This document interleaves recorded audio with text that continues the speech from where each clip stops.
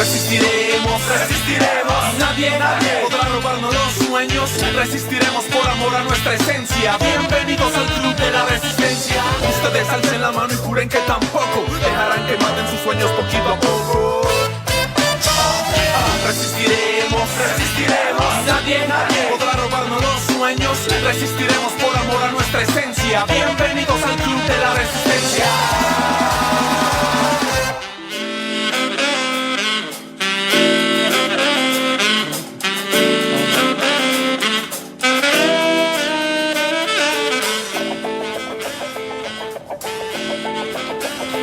Muy buenas noches a todos y todas, bienvenidos al primer programa de La Resistencia TV, un programa de La Resistencia Bolivia, esta plataforma de comunicación alternativa que ha hecho frente a los medios hegemónicos de comunicación. Estamos a través de las pantallas de Avia Yala y cada fin de semana, los domingos, los vamos a acompañar con temas muy interesantes de coyuntura para debatir, conversar con diferentes invitados que nos acompañen, pero además con la presencia de los integrantes de la plataforma. El día de hoy quiero dar la palabra para que se presenten mis hermanos y hermanas, Beto, Marco y Cecilia, para que puedan dirigirse a todos este día de hoy. ¿Qué tal, hermanos? Muy buenas noches, bienvenidos al primer programa de La Resistencia, es un gusto tenerlos aquí.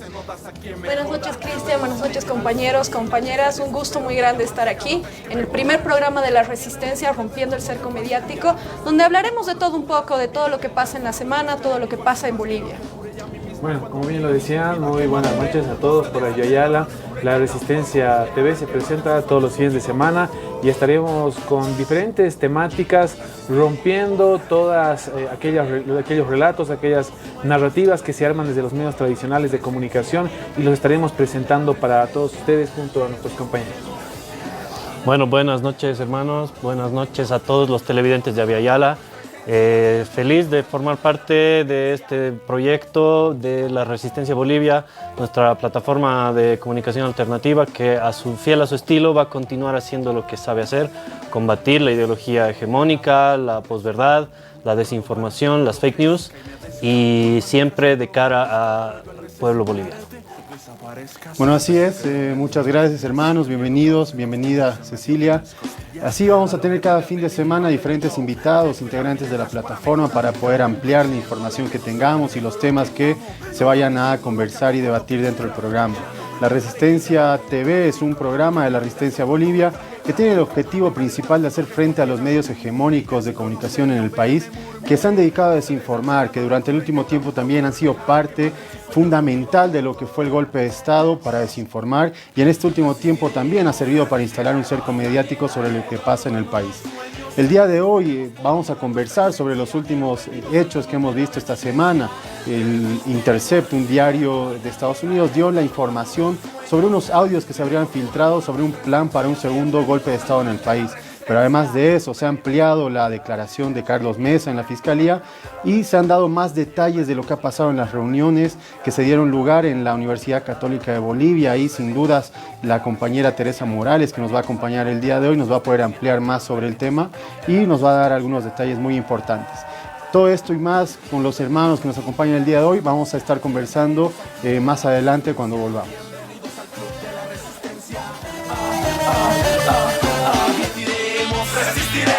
Resistiremos por amor a nuestra esencia. Bienvenidos al club de la resistencia. Resistiremos. Muchas gracias a todos y todas por acompañarnos en el primer programa de La Resistencia TV.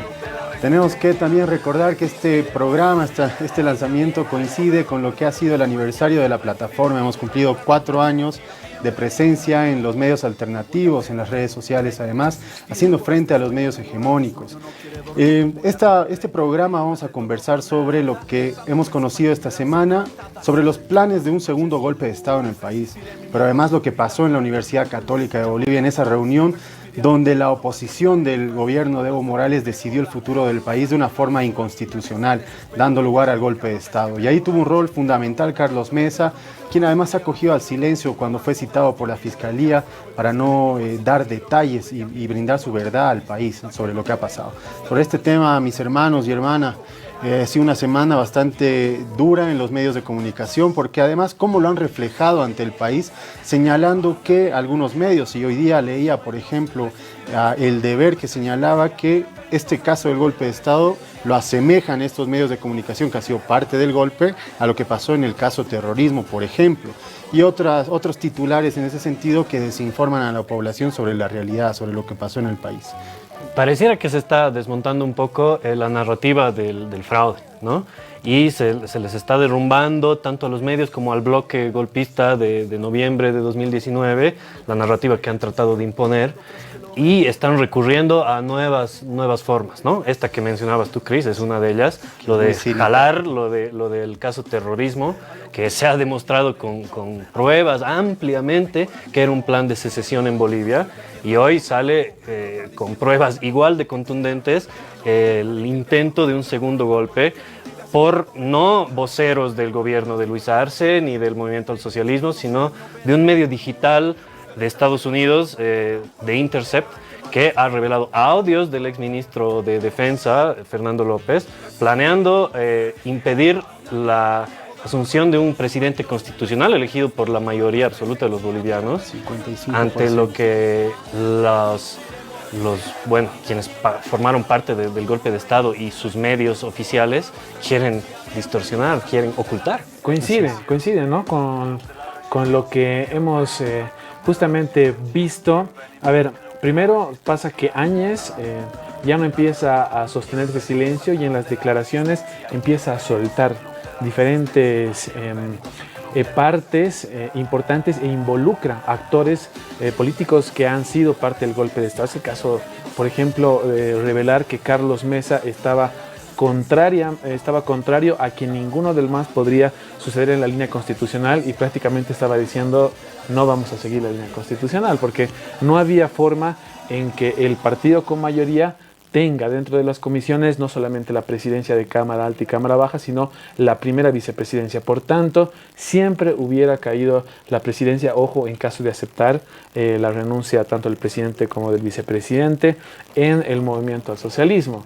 Entonces, luego se revela que misma nota del Deber, por ejemplo, que había mostrado eso durante el 10 de noviembre, cuando Carlos Mesa estaba en las calles, pues disfrazando un golpe de Estado de un movimiento supuestamente que habría hecho un derrocado a un gobierno. Y ahora con lo que pasa con Murillo, lo que pasa con López, y se van develando cómo han ido sucediendo las cosas. La carta, del Banco Central hoy día salió también cómo ha sido...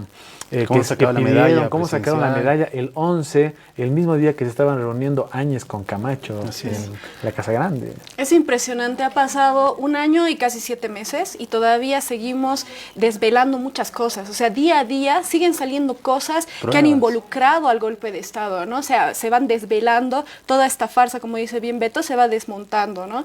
Lo que ha pasado con López no es un tema de poca atención. O sea, yo creo que los medios de comunicación deberían estar hablando todo el tiempo. Estamos hablando de un posible segundo golpe de Estado. O sea, ahora vamos a hablar de todo lo que ha pasado esos 5 días del golpe de Estado, el 10, el 11, el 12, que creo que han sido días fundamentales, ¿no? O sea, son días que la justicia va a tener que desvelar paso a paso qué pasaron esos días, cuáles fueron las implicaciones de estas personas y qué pasaron después hasta la asunción de Luis Arce, ¿no? Porque lo que tú decías, Marco, es muy importante. O sea, ¿por qué Carlos Mesa no quiere declarar? ¿Por qué Carlos Mesa no quiere decir qué pasaron esos 3 días? ¿Cuál ha sido su implicación? ¿No? En derecho hay un principio que dice que nadie puede ser obligado, obligada a declarar contra sí mismo. Eso es claro cuando una persona es denunciada, cuando una persona le están adjudicando un delito. En este caso, Carlos Mesa está yendo como testigo, o sea, ha sido llamado como testigo, no como culpable, no como una persona que está siendo denunciada.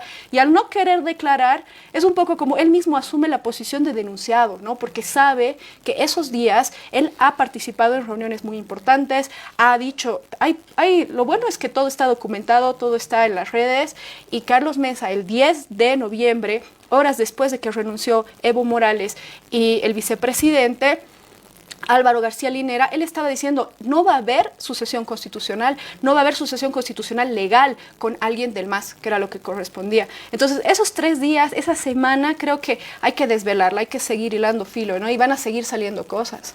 Así es, pero también es importante, hace un año más o menos hacías una explicación bastante detallada de cómo funciona el reglamento interno de la Asamblea Legislativa Plurinacional, que es importante entender, uno para que se comprenda cómo se han violado los pasos para una sucesión constitucional, lo cual ha infringido Yanine Áñez y toda su compañía que estaba ahí.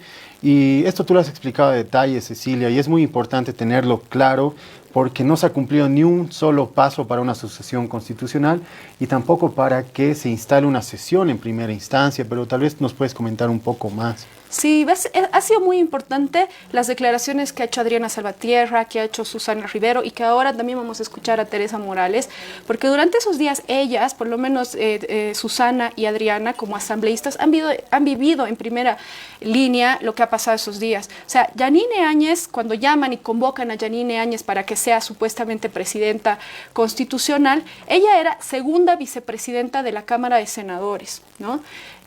La Constitución dice que la sucesión llega al presidente, vicepresidente, presidente de la Cámara de Senadores, presidente de la Cámara de Diputados. Nunca llega al segundo vicepresidente, al tercer vicepresidente. Primera cosa. Ni al primero. Primera cosa. ¿En ese caso qué correspondía? Y lo que correspondía era que bajo una renuncia, porque recordemos que estábamos en un contexto de extrema violencia. Habían quemado la casa del presidente Evo Morales, habían secuestrado y torturado al hermano del presidente de la Cámara de Diputados, Borda, y bajo ese contexto de extrema violencia en el que vivíamos, bueno, presentaron sus renuncias, el presidente, el vicepresidente y la presidenta de la Cámara de Senadores.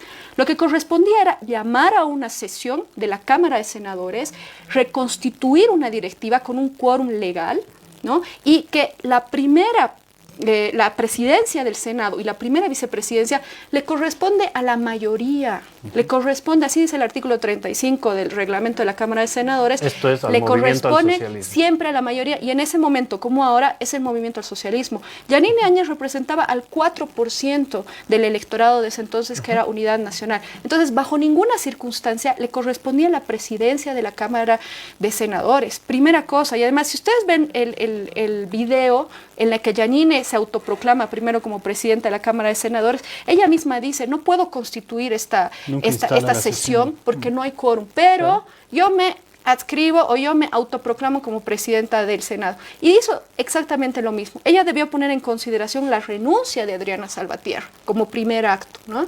Y después, en una circunstancia que se hubiera constituido una asamblea legislativa, porque ella en ese mismo momento llama a asamblea legislativa y utiliza la misma artimaña y dice, ante la ausencia del presidente, vicepresidente, yo me asumo como presidenta. Es que no hay ausencia. Ahí hay un artículo de la Constitución que dice, se tiene que aprobar o rechazar. Esa es la atribución que tiene la asamblea. Ella se ha atribuido como asamblea legislativa. O sea, lo que quiero decir es que durante todo ese trayecto no ha habido ni un acto legal.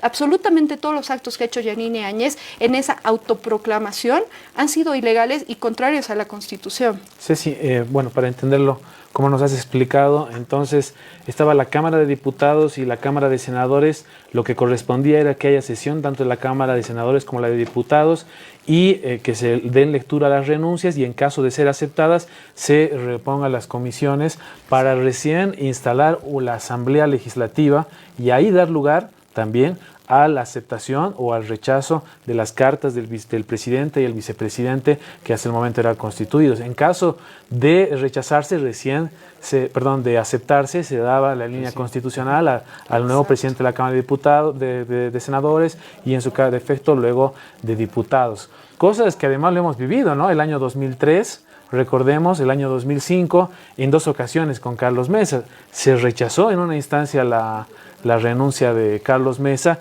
y continuó como presidente constitucional y luego se aceptó su renuncia y luego se fue a la línea constitucional y llegó en ese momento con la anterior constitución a Eduardo Rodríguez Belcé. No se siguió ninguno de esos pasos. No. Ninguno de esos pasos. Tenemos que no se siguió la sucesión constitucional que propone la Constitución Política del Estado. No se trataron las renuncias de las autoridades de la Asamblea y no hubo quórum en la Asamblea Legislativa para dar curso a la posesión de un nuevo presidente.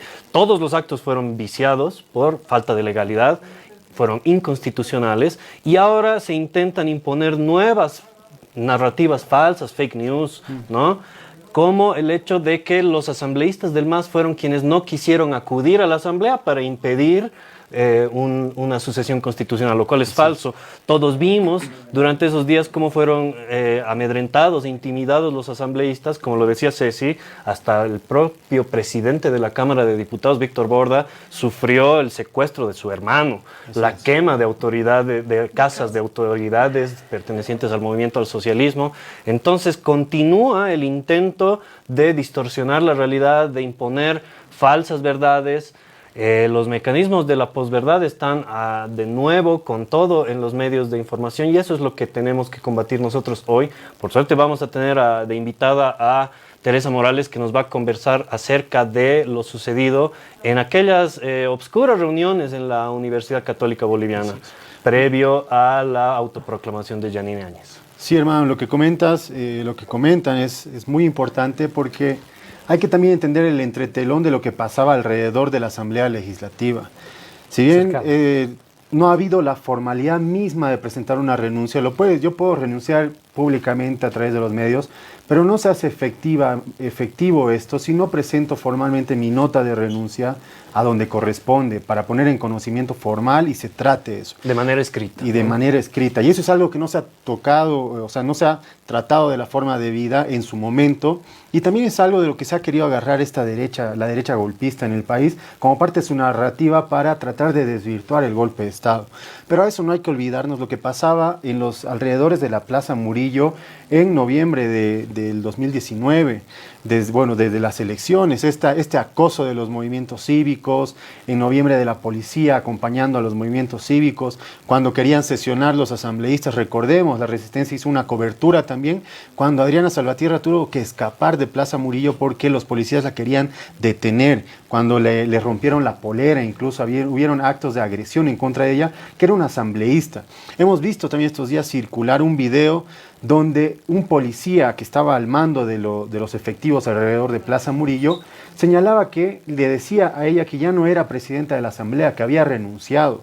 ¿Quién podría haber dado esa instrucción a los policías de prohibir el ingreso de nuestros asambleístas? Sí. Y como lo digo, no se puede hacer efectivo esto si no lo presentan de forma formal, de forma escrita, por donde corresponde esta renuncia. Y no se ha tratado en la asamblea, como señalaba Ceci y ustedes, para que haya y se trate en la asamblea, en la sesión de la asamblea, estas renuncias. O sea, por donde lo veamos, habían hechos de violencia que impedían la instalación de la asamblea, de las sesiones. También había ya un plan en marcha para evitar que lleguen los asambleístas del movimiento al socialismo. Hay que recordar que habían asambleístas, diputados en diferentes zonas del país que no podían salir de sus domicilios porque estaban asediados por cívicos, habían otros amenazados porque habían agarrado a sus familiares, habían otros que no podían acceder a vuelos de BOA o aviones comerciales. Y lo que tú mencionas, pero es el extremo de toda esta sonada golpista, cuando quien debía asumir la presidencia del país, Adriana Salvatierra, es impedida de ingresar a Plaza Murillo, a Asamblea Legislativa, por órdenes seguramente de ya un poder de facto constituido tras las bambalinas, por supuesto, para que la policía actúe con tal decisión cuando Adriana no había renunciado formalmente, como lo dices tú, y en todo caso, a pesar de que ella hubiera renunciado públicamente a la presidencia del Senado, continuaba siendo una asambleísta nacional. Tenía todo el derecho de ingresar para sesionar y tratar las renuncias y fue impedida por la fuerza.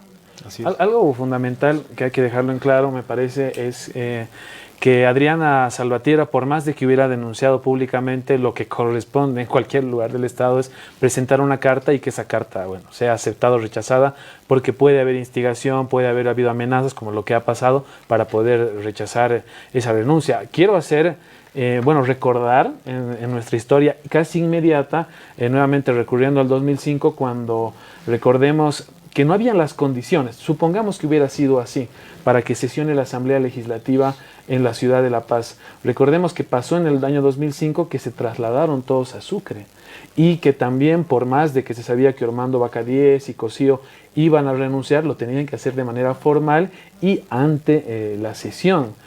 para que se cumpla la línea constitucional. En ningún momento ocurrió eso. Y ahí tenemos nuevamente un ejemplo inmediato de lo que pasó en su momento, ¿no? Por eso va a ser importante que vayamos viendo quiénes actuaron en esa semana. O sea, ha habido un claro golpe de Estado, ha habido una interrupción en la sucesión constitucional. A partir de ahí se aprueban decretos supremos que son lesivos para la humanidad, para nuestros, o sea, ya calificados como derechos de lesa humanidad, las matanzas de Sacaba, Sencata, El Pedregal, ¿no? Ha habido un desconocimiento abierto a la constitución política del Estado, donde es, entonces son elementos que hacen al Estado de derecho, al Estado. Entonces podemos hablar tranquilamente de un golpe de Estado. Ahora hay que ir desvelando cuál ha sido la participación de todos estos personajes antiguos, nuevos, en este golpe de Estado. ¿Por qué Carlos Mesa no quiere hablar? ¿Por qué hay tanta reticencia a seguir investigando un poco más sobre todo lo que ha pasado? Y ahora lo que ha pasado esta semana es realmente aterrador. Yo lo veo así. O sea, unos audios en los que se devela que habían conversaciones de un ministro de Defensa de Estado con tropas extranjeras para que ingresen a nuestro país más de 10.000 mercenarios. O sea, estamos hablando de una masacre. Estamos hablando de un posible segundo golpe de Estado para evitar la posesión de un gobierno constitucional que es el gobierno de nuestro presidente Luis Arce.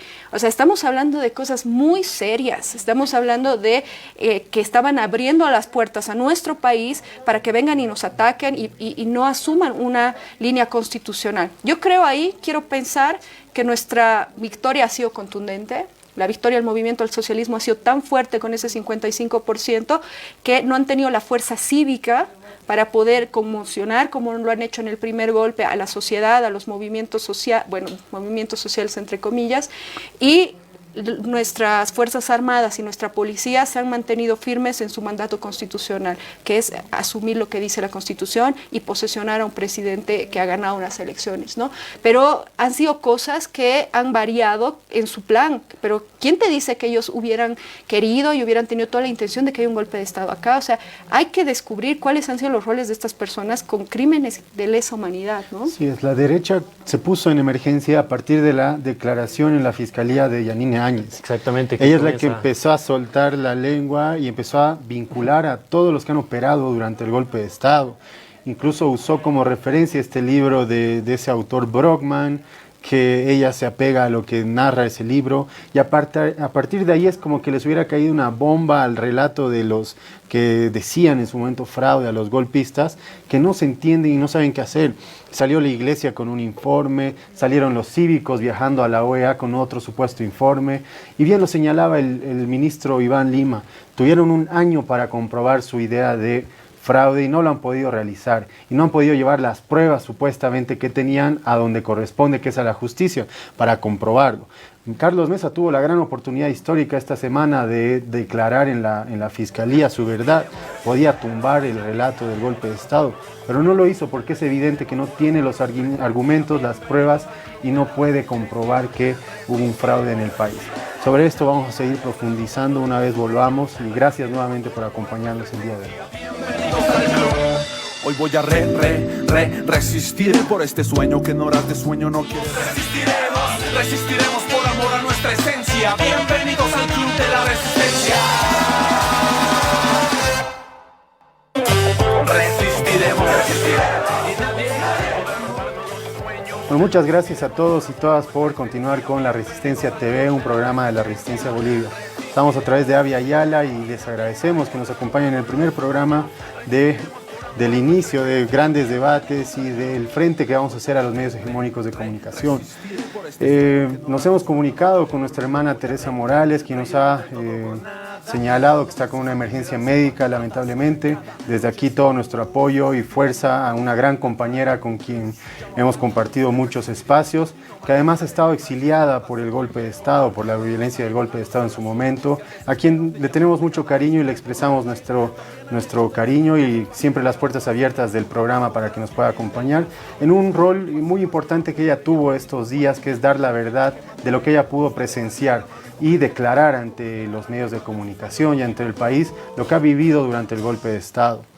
Antes del corte estábamos conversando de algo muy importante, que es justamente los roles específicos de los que han operado el golpe de Estado. Ahí comentábamos que se han puesto en apuros los de la oposición, los de la derecha golpista, los movimientos cívicos, a partir de la declaración de su presidenta de facto, Yanine Áñez. Ahí hemos visto un Carlos Mesa dando declaraciones donde se lo notaba nervioso, preocupado, enojado. Lo mismo Camacho y todos estos que han realizado el golpe de Estado en el país. ¿Qué opinan? ¿Cómo lo han visto? Esta semana ha sido fundamental. Uno, para los que estábamos comprobando de alguna forma que hubo el golpe de Estado, pero también ha sido muy lamentable para los que se les cayó el argumento del fraude. Lo de Carlos Mesa me parece algo, bueno, recordemos lo que pasó en enero del año pasado, cuando Yanine Áñez estaba presentando a unas nuevas elecciones como candidata, y ahí Carlos Mesa escribió un artículo señalando de que esto era una muestra, explicando que eso era un golpe que el golpe se estaba dando la razón del golpe de Estado si Yanine Áñez se presentaba a las elecciones. Él lo dijo, ¿no? Está señalado en un artículo, citó prácticamente que un golpe de Estado se da cuando se hace uso de una transición para sostenerse y tomar el poder cuando no le correspondía. Es lo que señala más o menos Carlos Mesa, y ahora, bueno, se acude el silencio cuando ya lo había manifestado, ¿no? Yo creo que tal vez por tantas contradicciones que tiene Carlos Mesa, trató de hacer lo más cómodo para él, ¿no? Acudir al silencio cuando ya en una segunda ocasión lo mandan como testigo, ¿no? Pero además es una falta de respeto esa declaración que ha hecho, presentarse a la fiscalía, decir no voy a declarar, dejar una nota con lo que él quiere decir además. Me parece que jurídicamente, tal vez Cecilia nos pueda aclarar un poco, jurídicamente es una falta de respeto incluso para todo el aparato judicial del país y lo que representa la independencia judicial y la búsqueda de la verdad de estos hechos. A mí la verdad no me sorprende mucho. O sea, Carlos Mesa nos ha acostumbrado a renunciar a su palabra en esta oportunidad, a renunciar al gobierno. O sea, a mí la verdad no me sorprende, ¿no? Pero sí nos da luces porque nos dice esta persona ha tenido mucha participación en esos días, ¿no? Desde esas declaraciones que hacía abiertamente que si no se iba a la cárcel, si no era presidente iba a la cárcel. O sea, ¿por qué? ¿Qué estaría haciendo? O sea, que no iba a dejar que una persona del MAS asuma la sucesión constitucional, la presidencia. Bueno, la llamada telefónica a Yanine Áñez de sus asesores para que él vaya, para que Yanine Áñez asuma la presidencia, la organización de esta reunión en la Católica. O sea, tiene mucho que decir Carlos Mesa, ¿no? Yo entiendo, o sea, a mí la verdad no me sorprende, pero como bien decía Cristian, cuando una persona es llamada por la ley, por la justicia a testiguar, porque ha visto un delito, porque se está investigando un delito gravísimo, que son delitos de lesa humanidad, que es un golpe de Estado, que son muertes masivas en nuestro país. Bueno, se está averiguando sobre eso y alguien es llamado a testiguar, tiene la obligación cívica, el que su partido se llama Comunidad Ciudadana. Bueno, es un deber cívico declarar ante la justicia cuando la justicia te llama para que declares sobre un hecho, sobre un delito que se está investigando, ¿no? Entonces, es un deber moral, es un deber ciudadano. Incluso yo me atrevo a decir que lo que ha hecho Carlos Mesa es una obstaculización de la justicia, obstaculización de la investigación de los hechos. Es un tema grave, ¿no? O sea, yo creo que más adelante se verá la justicia, yo creo que el órgano judicial, el Ministerio Público, la policía boliviana tienen un rol histórico en este momento, ¿no? Ojalá estén a la altura de la responsabilidad histórica que les está tocando llevar adelante. Ya Lidia Patti, la promotora de este proceso penal, la que ha iniciado este proceso penal, ya anunciaba que lo va a convocar, o sea, va a solicitar al Ministerio Público que se lo convoque en otra calidad, ya no de testigo, ¿no? Yo creo que hay que averiguar, hay que investigar qué estaban haciendo, ¿no? Lamentamos mucho que no pueda venir Teresa porque esta semana se ha hablado mucho del rostro femenino en la resistencia del golpe, ¿no? O sea, la importancia que ha tenido en ese momento estas tres mujeres, Adriana Salvatierra, Teresa Morales y Susana Rivero, que fueron las que dieron la cara y fueron a hablar con esta mesa de golpistas, porque se sentaron en esa mesa con los golpistas y ellas claramente han anunciado que ellas nunca jamás negociaron la presidencia. Ellas querían dar una continuidad constitucional, cosa que a ellos no les importaba. Ya lo estaba diciendo con un contingente importante de gente, Carlos Mesa, en la puerta de la Asamblea Legislativa, ¿no? Así es. Entonces es muy importante que sigamos debatiendo sobre estos temas y van a seguir saliendo cosas, yo estoy segura. Cecilia, Esas reuniones son importantes por lo que hablábamos en el anterior bloque.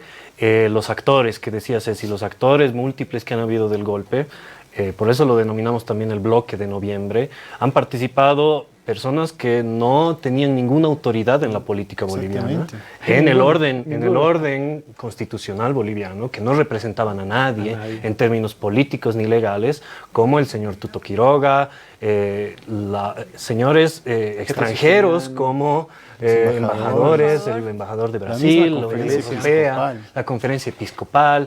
Entonces, un concilio golpista que estaba decidiendo el futuro de Bolivia, estaba decidiendo quién iba a asumir la presidencia sin tener ninguna atribución para hacerlo, ¿no? Entonces, quien se va de café con sus cuates a decidir el futuro del país. Así es, claro. Haciendo abuso del poder fáctico del que ya gozaban, ¿no?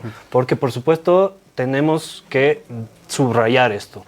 Todo esto sucedió con la participación también de fuerzas como la policía y las Fuerzas Armadas, que formaron parte de la presión para la renuncia, con amedrentamiento de las autoridades principales del país. Claro, una competencia del poder legislativo, no se le dio lugar a que haga su tarea, haga su labor, y precisamente pasó esto. A mí me sorprende bastante, en el informe de la Conferencia Episcopal se habla y se acepta que el primer tema a analizar para, bueno, este vacío de poder, que ellos lo llaman de esta manera, era conformar una junta cívico-militar, que la habían rechazado, pero reconocen que había sido la primera propuesta que habían analizado, Camacho, ¿no? Propuesta por Fernando Camacho. Miren, o sea, estamos viendo prácticamente, ellos están señalando qué es lo que se estaba preparando, cuál era el fin de esas movilizaciones, cuál era el fin sobre todo de lo que hizo Camacho, y bueno, salió de boca de él al hablar de que ya se había arreglado con policías y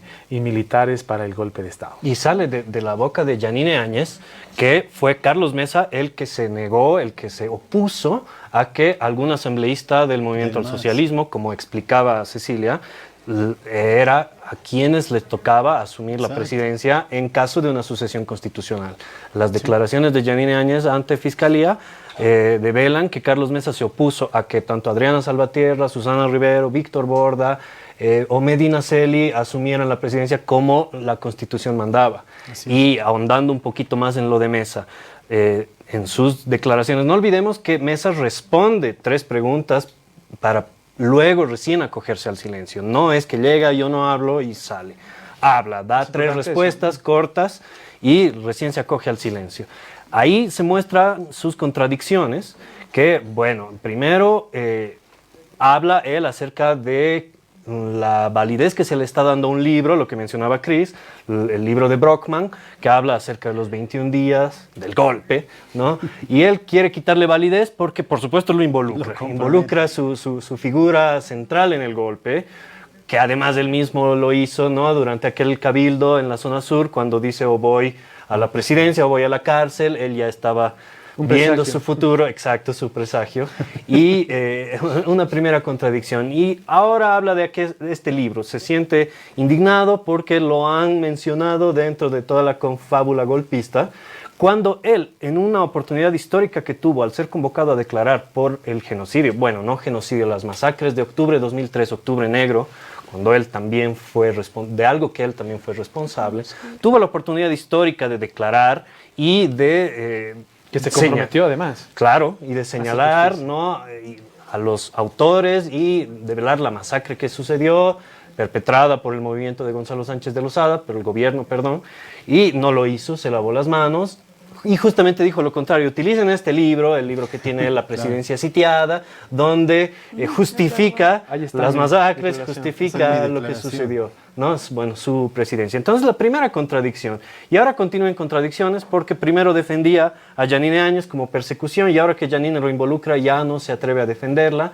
Esto tiene que servir no solamente para este proceso que es histórico, por supuesto, del golpe de Estado, el esclarecimiento de los hechos y de los autores, sino también para el reforzamiento de la memoria histórica. El señor Carlos Mesa es un actor político hace décadas, ha sido vicepresidente de Gonzalo Sánchez, un hombre que ha cometido crímenes de lesa humanidad el año 2003. Escapando del país, Carlos Mesa no ha tenido un acto de valor civil y político al defender a las víctimas de los hermanos salteños que han sufrido aquella masacre. De hecho, se ha lavado las manos.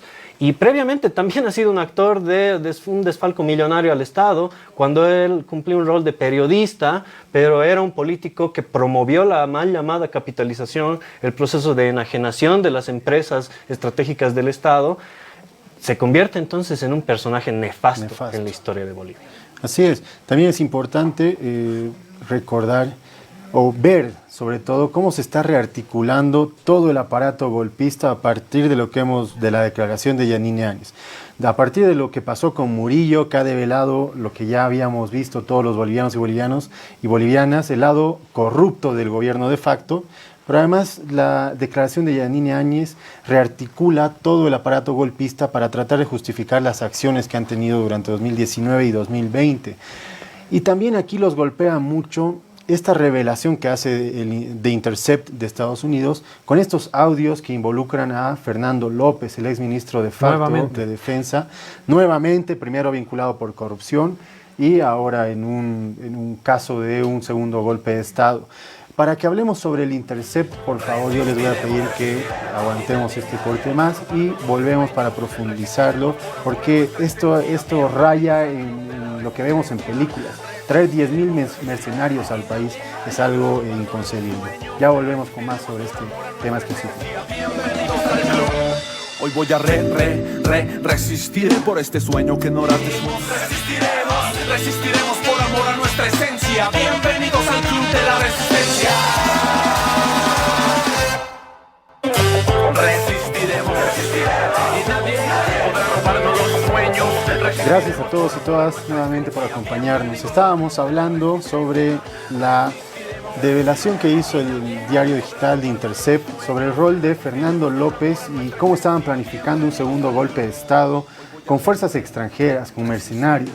Algo que para muchos dirán que solo se ven películas, pero se han revelado audios que muestran la coordinación que existía con estadounidenses, exmilitares, mercenarios que han prestado servicio en el Medio Oriente. Algo que es muy grave porque además ponen en riesgo la soberanía del Estado y el gobierno constitucional de Luis Arce, que había sido electo en ese momento por el 55% de bolivianos y bolivianas. Sin dudas, el golpe de Estado en el país no ha escatimado recursos para cometer violencia en el país y para mantener el poder de facto que habían conseguido, que es algo muy grave, ¿no?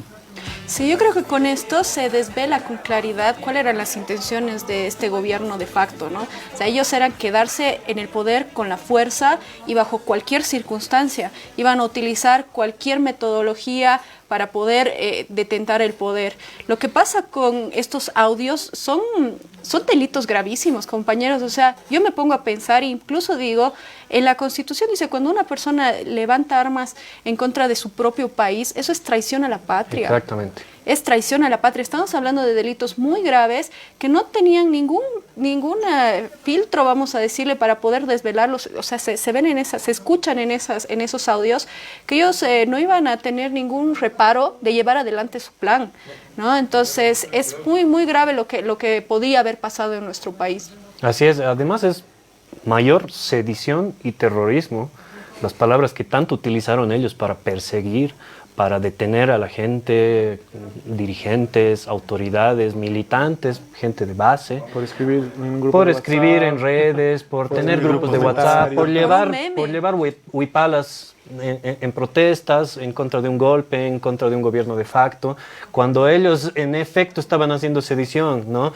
No necesita haberse consumado el hecho para considerarlo como un hecho de terrorismo y de sedición. Él ya estaba planeando confabular con fuerzas mercenarias extranjeras y además con ex servidores militares de los Estados Unidos. Esto es sumamente grave y tiene que ser procesado penalmente. Además, ¿cómo lo plantean?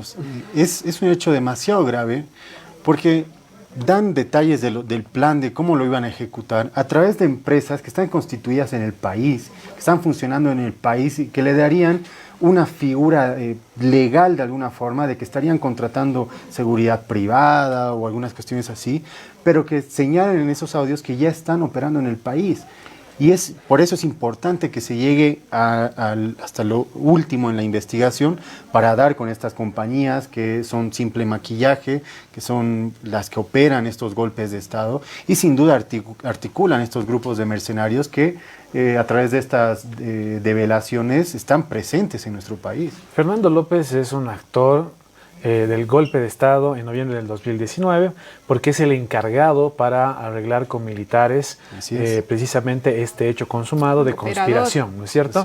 Y también está presente en este segundo acto de intento de golpe de Estado, además de los actos de corrupción que se están investigando y por el cual puede ser extraditado, ¿no? Este señor Fernando López, y creo que es importante tomarlo en cuenta. Se intentaba sostener el poder a como dé lugar, ya se había retrasado las elecciones del 3 de mayo al 6 de septiembre al 18 de octubre y nuevamente intentaba que se aplace estas elecciones. Al final se dieron y se intentaba que no se consuma la sucesión en una recuperación de democracia cuando ya habíamos, el pueblo ya había votado y había elegido por quién quería ser gobernado. Pero además se conecta y entendemos, nos queda claro a todos los bolivianos y bolivianas cuál era el trasfondo de todo esto y qué querían cuidar con la violencia del golpe de Estado, lo que estaban robando, los recursos que han robado a las bolivianas y bolivianos con el caso de respiradores, con los gases lacrimógenos.